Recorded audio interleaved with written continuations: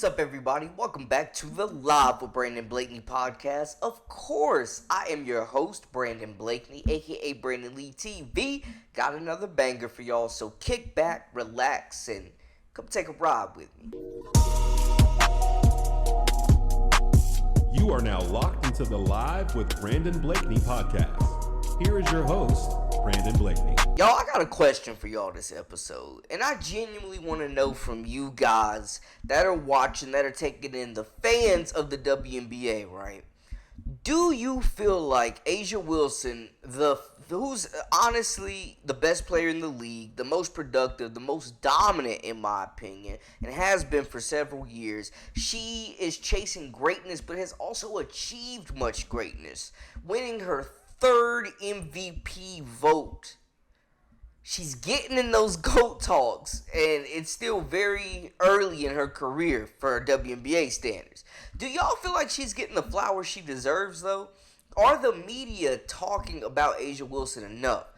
Did they do their big one behind A'ja Wilson? That is my question for you people right now, and I want to hear from y'all in the comments. I mean, she had a spectacular decision, was unanimous MVP, elite talent, very marketable, has a signature shoe coming, has the brand Nike behind her, pushing her. It's a juggernaut. She is a brand herself.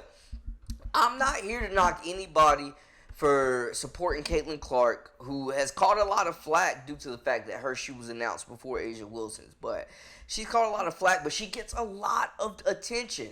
Some deserved, some undeserved. I'm here to say it. She gets a lot of attention. She is, without a doubt, the biggest draw in the WNBA from a view standpoint. Like, majority of the top most watched games in the WNBA have featured Caitlin Clark in the Indiana Fever versus whoever. It doesn't matter.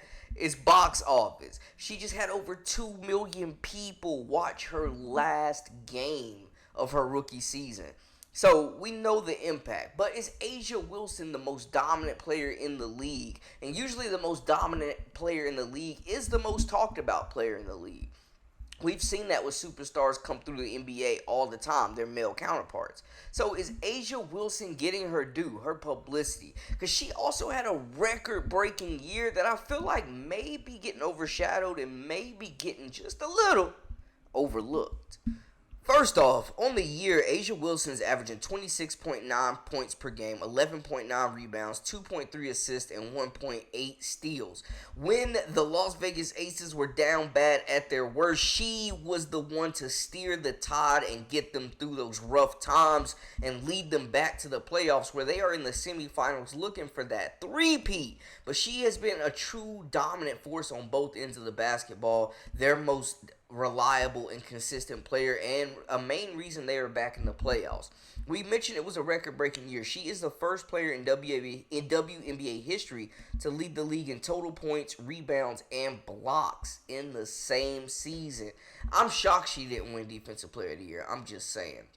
But she continues to break Candace Parker's records. She continues to shine like a diamond for the Las Vegas Aces, who are looking to reach unprecedented territory with the Houston Comets and the greatest dynasties that this sport has ever seen, that this league has ever seen. They are chasing that three-peat, and A'ja Wilson has been the crown jewel for the Las Vegas Aces, and she's done her due diligence to push this league, promote this league, being marketable. We're seeing her in all types of commercials. So we know that she is one of the recognizable faces in this league. Do you feel like she's getting her just due, though? I mean, she was phenomenal this season. And I think a lot of people took notice. I think a lot of people gave her flowers. I think a lot of people appreciated the dominance and the greatness that we are witnessing in real time.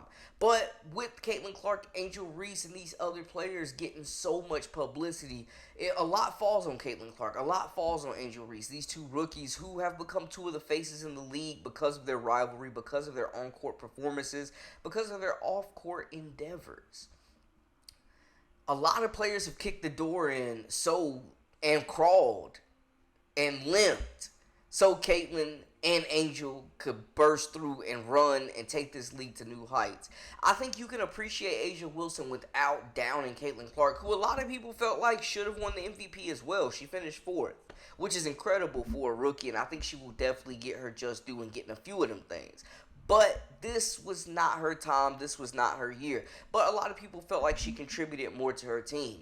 And I guess it matters too, how do you look at most valuable player? Is it the best player on the best team?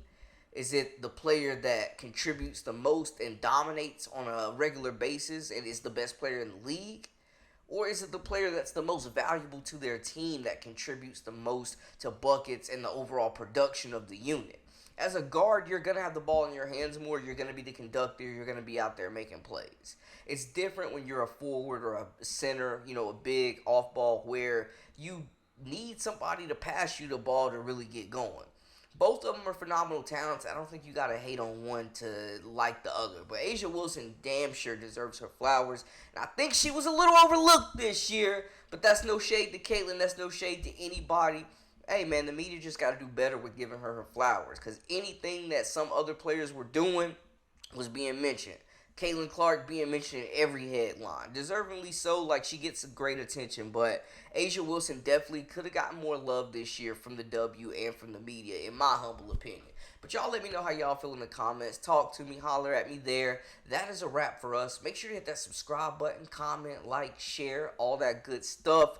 And stay up with the latest and the greatest with the Live with Brandon Blakeney podcast. Follow us at social media at Brandon Lee TV. Until next time, we out.